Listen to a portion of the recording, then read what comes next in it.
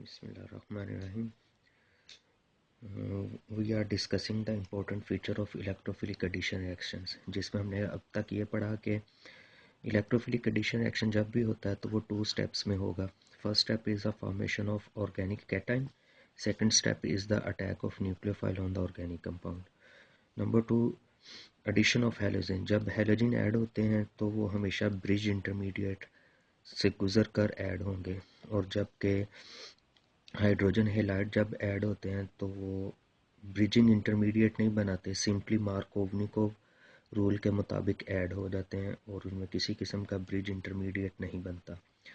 उसके बाद जो न्यूक्लियोफाइल होता है वो हमेशा opposite side of bridged ion से अटैक करता है, चाहे उस तरफ से उसको रिपल्शन का ही सामना क्यों ना करना पड़े. और ये इसकी रिजियो सेलेक्टिविटी है रिएक्शन की, कि जो न्यूक्लियोफाइल होता है वो हमेशा opposite side of bridged ion से ही अटैक करेगा. और उसके बाद स्टीरियो सेलेक्टिविटी ऑफ एडिशन में हमने कहा कि there are 2 type of additions. One is the syn addition, second is the anti addition. और जो एडिशन ऑफ हेलोजेंस हैं, हेलोजेंस हमेशा एंटी एडिशन प्रोड्यूस करती हैं, यानी कि ये ऑपोजिट साइड से अटैक करती हैं. नेक्स्ट फीचर इज़, मैंने पहले से लिखे हुए हैं, next feature is the electron releasing substituent increase the rate of addition of reaction. अगर पहले से मौजूद ग्रुप इलेक्ट्रॉन रिलीजिंग है, जिन्हें हम इलेक्ट्रॉन डोनेटिंग ग्रुप्स भी बोलते हैं, increase the rate of addition reaction. इसकी वजह क्या है? इसकी वजह यह है कि क्योंकि electron donating group compensate electron donating group increase the electron density on the carbocation, जो कि पॉजिटिव कैटाइन को इलेक्ट्रॉन प्रोवाइड करके कंपनसेशन देती है. इसलिए अगर पहले से मौजूद ग्रुप इलेक्ट्रॉन डोनेटिंग ग्रुप होंगे या मिथाइल ग्रुप्स होंगे तो उनकी मौजूदगी में एडिशन रिएक्शन जो होगा उसका रेट ज़्यादा होगा. इसके बरक्स इलेक्ट्रॉन अट्रैक्टिंग सब्स्टिट्यूएंट, अगर पहले से मौजूद ग्रुप इलेक्ट्रॉन अट्रैक्टिंग ग्रुप हैं, जिन्हें हम इलेक्ट्रॉन विदड्रॉइंग ग्रुप्स बोलते हैं, अगर पहले से मौजूद ग्रुप कार्बोकैटाइन पे पहले से मौजूद ग्रुप इलेक्ट्रॉन विदड्रॉइंग ग्रुप या इलेक्ट्रॉन अट्रैक्टिंग होंगे, that further cause the deficiency of electron. इस तरह से वो एडिशन को रिटार्ड कर देते हैं, decrease the rate of addition reaction. जैसा कि हमने पहले एक एग्जांपल की, एडिशन ऑफ बोरोमीन इन मेथानॉल.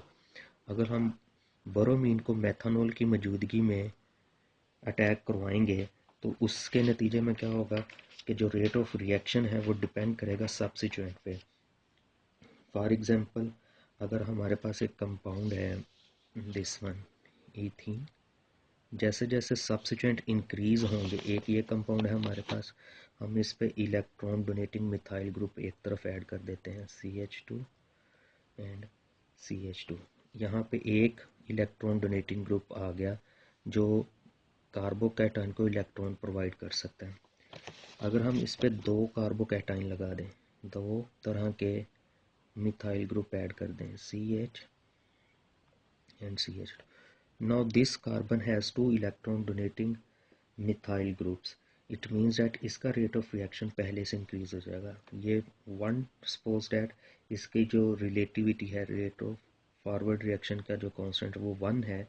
अगर 1 methyl group अगर इस पे आ जाता है तो इसका rate of reaction 10 to raise power 2 time increase हो जाता है. अगर इसके ऊपर 2 मिथाइल ग्रुप्स आ जाएं तो इसका जो रेट ऑफ रिएक्शन होता है वो 10 टू रेज पावर 4 इंक्रीज होगा. इसी तरह अगर इस कार्बन की दोनों साइड पर अगर हम 2 electron donating methyl groups add कर दें, CH3 and CH3 and CH3, तो इसका rate of reaction 10 to raise power 6. It means that कि अगर इलेक्ट्रॉन डोनेटिंग स्पीशीज़ ऑलरेडी मौजूद होंगी कार्बन कार्बन डबल एडेड पे, तो वो एडिशन रिएक्शन को प्रमोट्स करती हैं.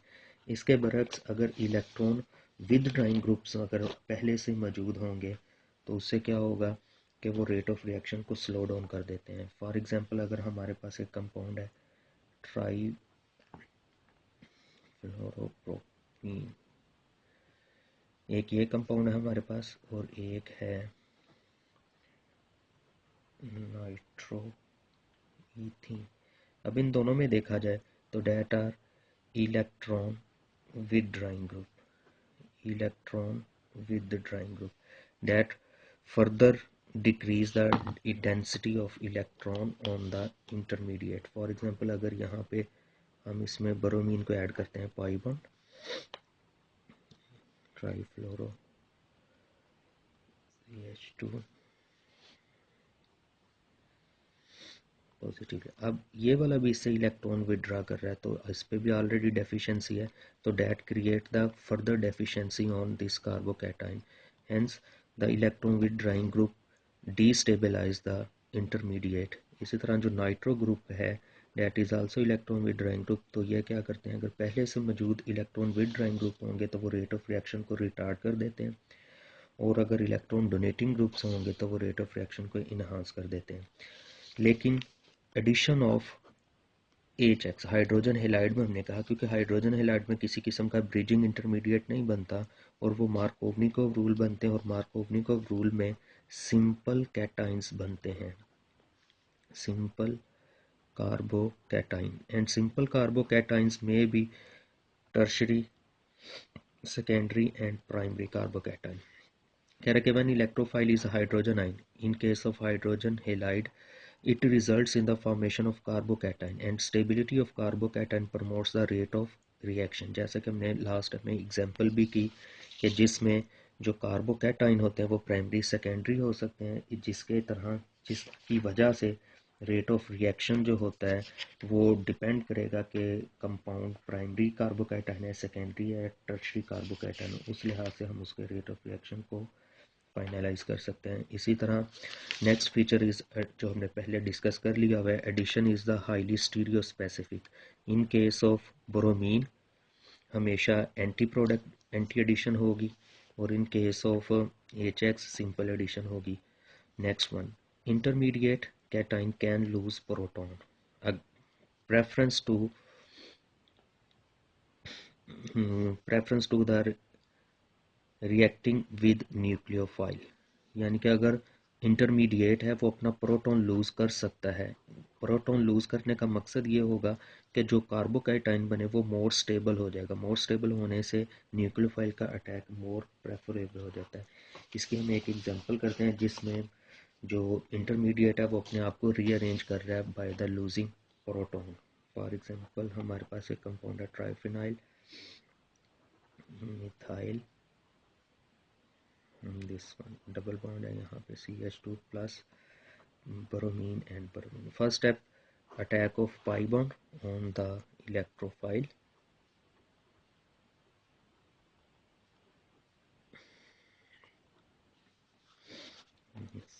CH2 एंड ब्रोमीन आटम, यहाँ पे आ गई deficiency.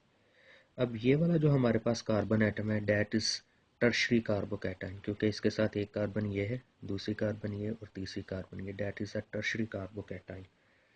It is possibility that कि ये अपना प्रोटॉन लूज कर सकता है। सपोज दैट यहाँ पे हमारे पास ये वाला जो CH3 है, यहाँ से अगर एक प्रोटॉन एलिमिनेट हो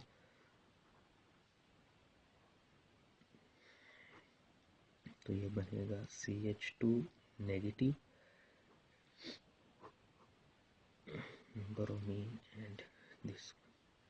अब जो कार्बन इस तरफ शिफ्ट होगा बाय एलिमिनेटिंग वन प्रोटॉन, तो जिससे हमारा नेक्स्ट प्रोडक्ट बनेगा CH2 double bond this one product हमारे पास ये बन गया जिसमें प्रोटॉन बन रहा है। और दूसरी फिजिबिलिटी क्या होगी, यहाँ पे डबल बॉन्ड जनरेट होगा।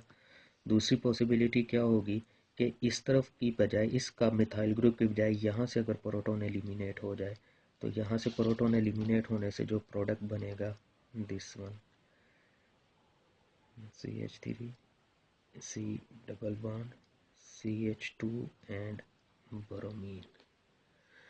तो there are two type of product. जो इंटरमीडिएट बनता है वो अपने आप को मोर स्टेबलाइज करने के लिए प्रोटॉन एलिमिनेट कर सकता है। देखें यहाँ पे जो कार्बन थी, ये वाली carbon that is the tertiary carbon, लेकिन यहाँ पे जो कार्बन है ये वाली that is the primary carbon, that carbon is primary carbon, that is the tertiary carbon. क्योंकि ये कार्बन मोर स्टेबल होगी, इसलिए फिजिबिलिटी ये होगी कि ये वाला जो मिथाइल ग्रुप है वो प्रोटॉन लूज करके हमारा जो मेजर प्रोडक्ट बनेगा वो ये होगा, और ये वाला हमारा माइनर प्रोडक्ट होगा। Means to say that electrophilic addition reaction में जो इंटरमीडिएट बनता है वो अपने आप को मोर स्टेबलाइज करने के लिए प्रोटॉन को लूज कर देता है और न्यूक्लियोफाइल का उसके बाद अटैक होगा। Next point is the intermediate cation can rearrange, it favours when the carbocation is more stable. Again rearrange का मतलब है कि एक मॉलिक्यूल का आटम या फिर ग्रुप ऑफ आटम एक साइड से उतरकर किसी दूसरी पोजीशन पे ऐड हो सकता है। तो इसकी एग्जांपल में हम डिस्कस कर रहे हैं। सपोज दैट हमारे पास एक कंपाउंड है जो अपने आप को रीअरेंज्ड फॉर्म में कन्वर्ट करेगा।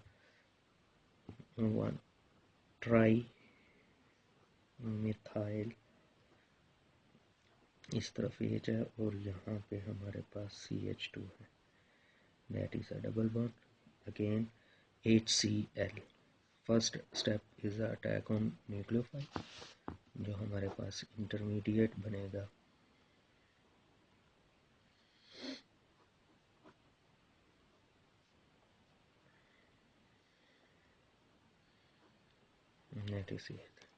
अगेन ये वाली जो कार्बन है हमारे पास, इसके साथ 1 and 2, that carbon is secondary carbon and that carbon is 1 2 3, that is a tertiary carbon. अब ये अपने आप को स्टेबलाइज करने के लिए क्या करेगा कि ये वाला जो मिथाइल ग्रुप है हमारे पास, अगर ये इस तरफ शिफ्ट हो जाए इस कार्बन पे, तो उससे जो हमारे पास नेक्स्ट इंटरमीडिएट जनरेट होगा, that is CH3 deficiency now on this group.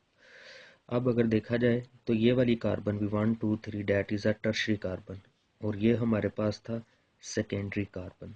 As tertiary carbocation is more stable than secondary carbocation, तो लिहाजा यहाँ से जो न्यूक्लियोफाइल एलिमिनेट हुआ क्लोराइडाइन, वो इस सेकेंडरी कार्बन की बजाय रीअरेंज्ड टर्शरी कार्बन पे अटैक करेगा। क्योंकि टर्शरी कार्बोकैटाइन जो होते हैं वो मोर स्टेबल होते हैं, तो हमारे पास जो फाइनल प्रोडक्ट बनेगा इस रिएक्शन का वो ये होगा कि CH3 chloro group CH3, that is our final product. तो फीचर हमारा ये था कि जो फर्स्ट स्टेप में इलेक्ट्रोफिलिक या इलेक्ट्रोफाइल के ऐड होने पर जो इंटरमीडिएट बनता है, intermediate can rearrange itself to give more stable tertiary carbocation, उसके बाद न्यूक्लियोफाइल ऐड होता है।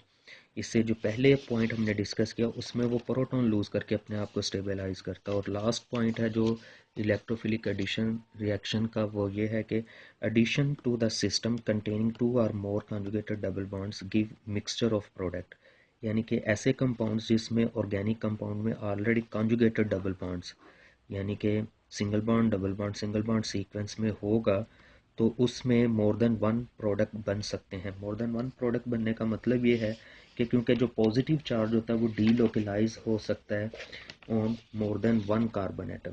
तो इसकी एग्जांपल जो हम डिस्कस कर रहे हैं पॉइंट नंबर 11 की, उसकी एग्जांपल है हमारे पास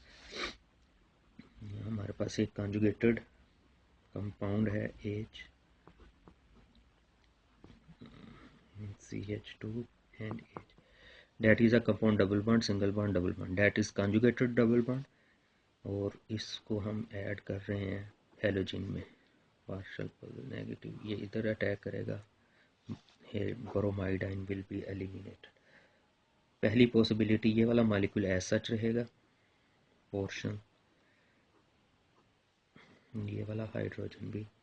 अब डबल बॉन्ड अटैक कर रही है, लिहाजा यहाँ पे ये ब्रोमीन ऐड हो गया और इस कार्बन पे डेफिशिएंसी आ गई, date is a deficiency.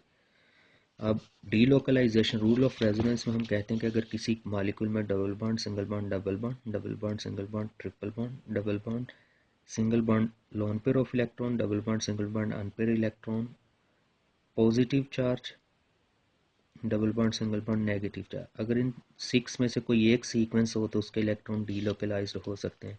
Double bond single bond positive charge, इस सीक्वेंस की वजह से इसके जो इलेक्ट्रॉन है वो डीलोकलाइज्ड हो जाएंगे। कैसे होंगे? ये वाली जो पाई बॉन्ड इससे नेक्स्ट कार्बन पे शिफ्ट होगी, जिससे हमारे पास जो प्रोडक्ट बनेगा वो ये वाला बनेगा, CH2 सॉरी CH2 H, यहाँ पे डबल बॉन्ड शिफ्ट हो गई H and bromine and positive charge shifted on this carbon. तो जो डबल बॉन्ड थी वो नेक्स्ट कार्बन पे शिफ्ट होगी और डेफिशिएंसी इस कार्बन पे आ गई। अब जो हमारे पास दो तरह के इंटरमीडिएट बन गए, एक ये वाली कार्बन के ऊपर कैटाइन और एक इसी ये वाली। तो अब यहाँ से जो ब्रोमाइड एलिमिनेट हुआ है, this one, that bromide can attack on this position and on this position। अगर वो इस कार्बन पे अटैक करता है तो प्रोडक्ट क्या बनेगा हमारे पास, this CH2 double bond H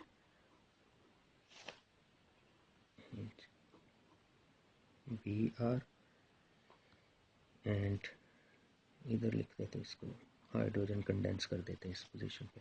और अगर इस जगह पे ऐड होता है ब्रोमाइड आयन तो उससे जो हमारा प्रोडक्ट बनेगा वो ये बनता है कि ये ब्रोमाइड ऐड हो गया, ये वाला CH2, यहाँ पे डबल बॉन्ड थी H and bromide, that are two product. ठीक है, तो हमारे पास दो तरह के प्रोडक्ट बन गए, एक इस जगह पे कैटाइन की वजह से अटैक हुआ और दूसरा इस कैटाइन पे अटैक की वजह से ये प्रोडक्ट बना। तो इट मींस डैट ऐसे ऑर्गेनिक कंपाउंड जिनमें कॉन्जुगेटेड डबल बॉन्ड्स होती हैं उसमें मोर देन वन टाइप के प्रोडक्ट बनते हैं, क्योंकि जो पॉजिटिव चार्ज होता है वो डीलोकलाइज्ड हो जाता ऑन अदर एटम्स। तो that is the examples and different conditions या important features of electrophilic addition reactions to alkene. Hope so that it will helpful for you to understand the reaction। Last पे हमारे पास एक sequence है जिसमें हमने different types के other organic compounds जो कि एडिशन रिएक्शन प्रोड्यूस कर सकते हैं उनके सीक्वेंस को हमने डिस्कस करना है। पहले हमने कहा कि एडिशन ऑफ अल्कीन, अब हम डिस्कस करेंगे एडिशन ऑफ ब्रोमीन और halogen to alkyne. Addition reaction by alkynes. Alkynes are क्योंकि लेस रिएक्टिव होते हैं as compare to alkene toward electrophile. Addition follow simply Markovnikov rule. जैसे अल्कीन्स जो होती हैं क्योंकि उनमें भी ब्रिजिंग इंटरमीडिएट नहीं बनते, तो अल्काइंस भी जब ऐड होते हैं तो वो सिंपली मार्कोव-निकोव रूल के मुताबिक ऐड होंगे। The rate of reaction similar to alkene, यानी कि जो रेट ऑफ रिएक्शन है अल्काइंस की एडिशन का वो अल्कीन की तरह का ही है। मतलब अगर ब्रोमीन ऐड होगी तो जितने ज़्यादा substituent methyl electron donating groups होंगे उतना ज़्यादा रेट ऑफ रिएक्शन होगा। In case of hydrogen halide addition तो उसमें क्या होगा कि सिंपल एडिशन H आयन की होती है और टर्शरी कार्बोकैटाइन अगर होगा तो उसका रेट ऑफ रिएक्शन ज़्यादा होगा, क्योंकि टर्शरी कार्बोकैटाइन या टर्शरी मोर रिएक्टिव होते हैं। उसके बाद स्टीरियो सेलेक्टिविटी इज़ लोअर, इनमें स्टीरियो सेलेक्टिविटी कम होगी, यानी कि क्योंकि ब्रिजिंग ग्रुप नहीं बनता इस वजह से स्टीरियो सेलेक्टिविटी कम होगी, सिंपल एडिशन हो जाती हैं। Addition of bromine and chlorine give anti addition.